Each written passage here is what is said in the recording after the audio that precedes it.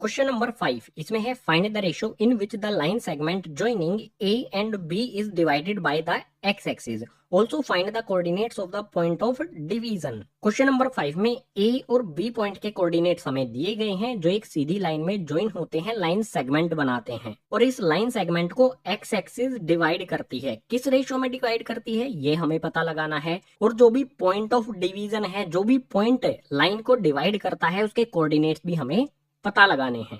Solution में फिर से एक लाइन ड्रॉ कर लेंगे। ऊपर वाला ए पॉइंट हो जाएगा, नीचे वाला हमारा बी पॉइंट हो जाएगा। इनके कोऑर्डिनेट्स भी साथ में लिख दिए गए हैं। इस ए बी लाइन सेगमेंट को एक्स एक्सिस डिवाइड करती है। किस पॉइंट पे डिवाइड करती है? मान लेते हैं कि पी पॉइंट पे डिवाइड करती है।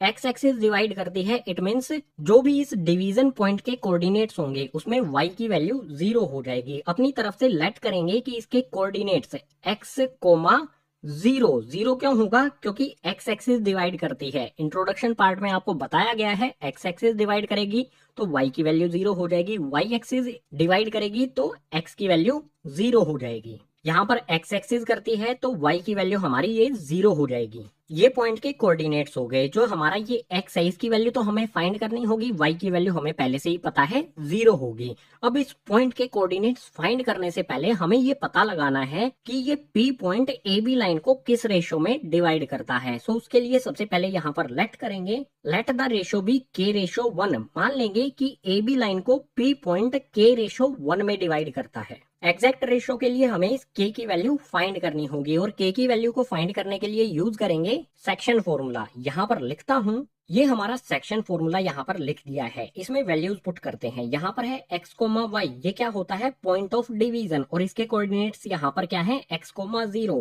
सो यहाँ पर x तो हमारा एज इट इज आएगा, कोमा लगा के y की जगह पर लिखेंगे 0। इसके बाद ब्रैकेट लगा के इक्वल्स का साइन लगाएंगे। इक्वल्स के साइन के बाद यहाँ पर है m1 x2। m1 की वैल्यू हमारी k हो जाएगी, m2 की वैल्यू 1 हो जाएगी और x2 की वैल्यू क्या होगी? यहाँ पर माइनस में 4।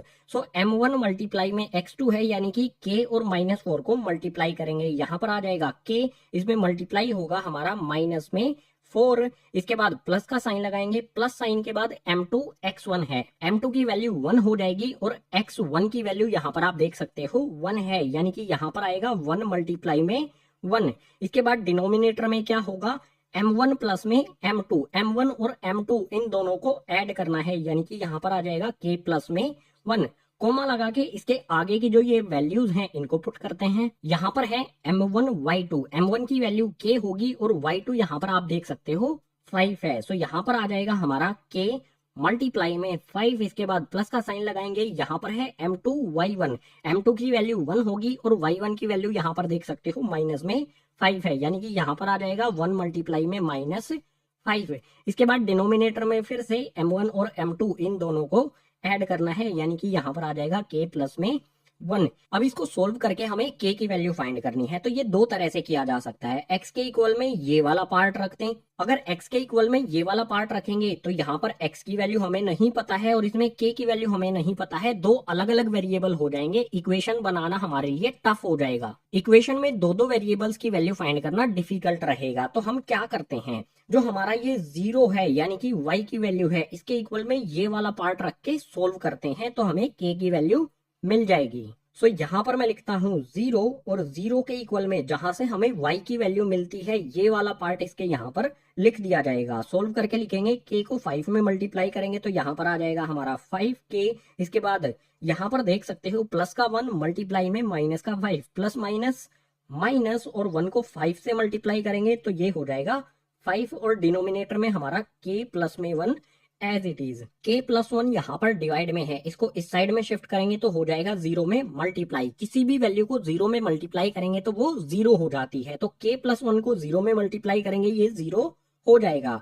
0 इक्वल्स टू में यहाँ पर आएगा 5k माइनस में 5। अगर मैं इस -5 को इस साइड में शिफ्ट करूं तो ये हो जाएगा प्लस का 5 और इक्वल्स टू में आ जाएगा 5k। यहाँ से हमें k की वैल्यू निकालनी है। k की वैल्यू निकालने के लिए k के साथ में जो 5 मल्टीप्लाई है इसको इस साइड में शिफ्ट करना होगा।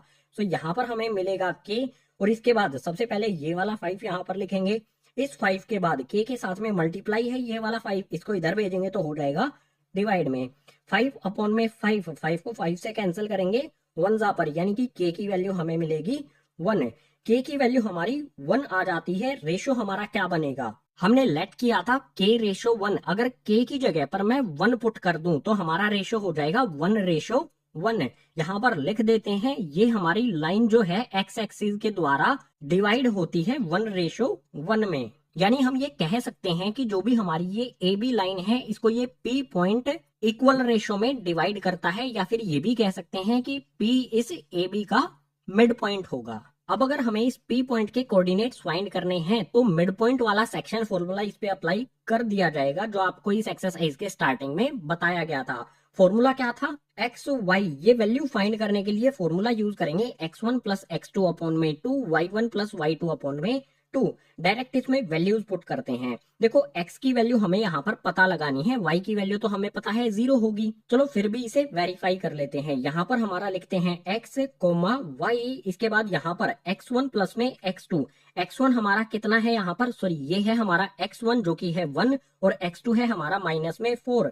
सो 1 प्लस में यहाँ पर ऐड करेंगे इसमें माइनस का 4, और इसके डिवाइड में आ जाएगा 2। इसके बाद कोमा लगा के y1 और y2 इन दोनों को ऐड करेंगे। यहाँ पर y1 हमारा -5 है और y2 है 5 है, यानी कि -5 इसमें ऐड करेंगे प्लस का 5, और डिवाइड में आ जाएगा 2। अब इसे सोल्व करेंगे। सोल्व करना बिल्कुल सिंपल रहेगा। यहाँ पर है 1 प्लस माइनस माइनस हो जाएगा, यहाँ पर माइनस का साइन बन गया। 1 माइनस में 4, 1 में से 4 को माइनस करेंगे तो यहाँ पर मिलेगा माइनस में 3, और डिवाइड में 2 हमारा एज इट इज। यानी इस वाले पार्ट को सोल्व करेंगे तो हमें -3 अपॉन में 2 मिल जाएगा। इसके बाद यहाँ पर आप देख सकते हो -5 प्लस 5 है, -5 में अगर 5 ऐड कर दें तो ये 0 हो जाता है, और 0 को 2 से डिवाइड करेंगे तो भी हमारा 0 ही होगा। यानी इस वाले पार्ट को अगर सोल्व करेंगे तो हमें 0 मिलेगा। सो कोमा लगा के यहाँ पर लिख देते हैं 0। सो जो भी हमारा ये P पॉइंट है, इसके कोऑर्डिनेट्स क्या हो जाएंगे, -3 अपॉन में 2, 0। क्वेश्चन में हमें दो चीजें फाइंड करनी थी कि जो भी हमारी ए बी लाइन है, इसको एक्स एक्सिस किस रेशो में डिवाइड करती है। यहाँ पर हमने के की वैल्यू फाइंड कर ली थी 1, यानी कि 1/1 में डिवाइड करती है। इसके अलावा जो भी पॉइंट इस लाइन को डिवाइड करता है, इसके कोऑर्डिनेट्स भी पता हमें लगाने थे। सो उस पॉइंट, इस पी पॉइंट के कोऑर्डिनेट क्या पता लगाए हमने, -3 अपॉन 2, 0। सो यही हो जाएंगे हमारे क्वेश्चन नंबर 5 के दोनों आंसर, और इसी के साथ क्वेश्चन नंबर 5 हो जाता है कंप्लीट।